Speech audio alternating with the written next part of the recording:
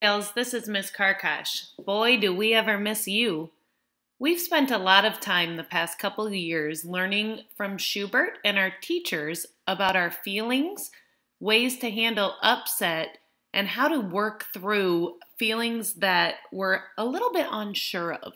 So, at this time in our world with coronavirus, we know that there's a lot of unknowns. So, Dr. Becky Bailey, who works for, she's actually the one who created Shubert, created this book called Shubert and Sophie Stay Home. And we wanted to read this to you guys so you could see how Shubert learns to deal with all the changes and the unknowns. And maybe you can take some advice and some tips from Shubert and practice that in your own lives. So this is called Shubert and Sophie Stay Home. Things in Bug Valley have been different lately. Shubert and Sophie have been at home for many days. There's a new virus that's making a lot of people sick.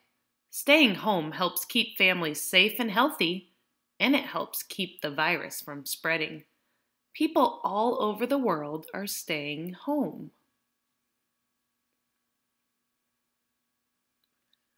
The first few days at home together were fun for Shubert and Sophie. It was kind of like spring break or a snow day.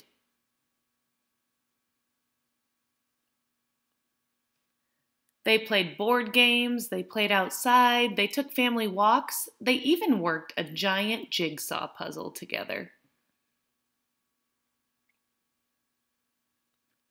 One morning, after about a week of staying home, Shubert woke up grumpy. He grumbled about doing his schoolwork. He grumbled about being at home and about missing his soccer games. He grumbled about everything.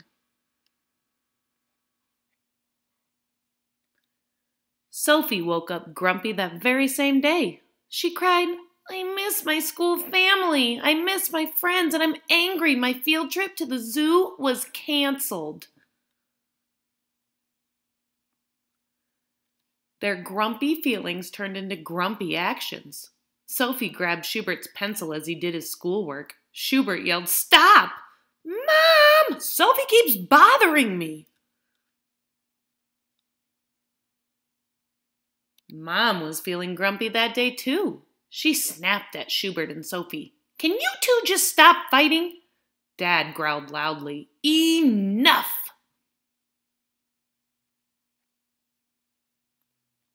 It was like the whole family had forgotten how to solve problems. They forgot how to ask for a turn. They forgot how to use their big voices. They even forgot how to take a deep belly breath. Some days staying at home was hard. Boy, we can probably all relate to that, Quails. Mom and Dad heard the frustration in their own voices and felt the knots in their stomachs. They looked at each other and then both took 3 deep breaths together. Finally, Dad said, "It's hard to have so many changes.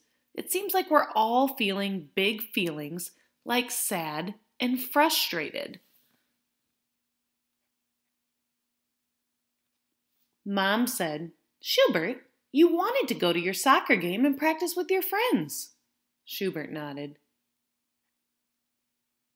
Mom continued, "Sophie, you wanted to go to the zoo with your class and play with your friends." Sophie nodded. Mom continued, "We can all handle staying home. It's hard, but we can handle it. Breathe with me." The whole family took 3 slow, deep breaths together. Their shoulders relaxed, their eyes softened, and their knots in their stomach faded away. That evening at dinner, Shubert said, "One of our assignments from Mrs. Bookbinder is to write down one thing we're grateful for each day. Even after my grumpy day, I wrote that I'm grateful for my family." Sophie had an idea. "Let's all share a gratefulness." So they took turns sharing their gratitude. It felt so wonderful that they decided to make sharing gratefulness a regular part of their dinner time ritual.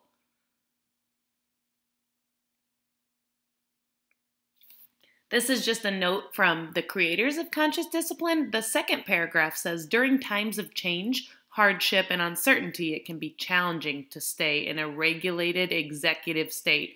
Remember, students and parents, our executive green state is where we're able to make good decisions, we can problem solve, and we can reflect. So it's hard to stay in that state during these times.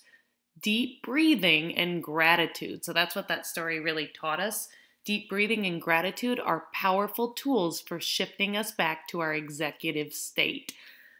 All right, Quails, we sure believe in you. Please take the lessons from Shubert and share with us. When it's okay to have your big feelings, and when you do, take your deep breaths and make sure to spend time with your family sharing what you're grateful for.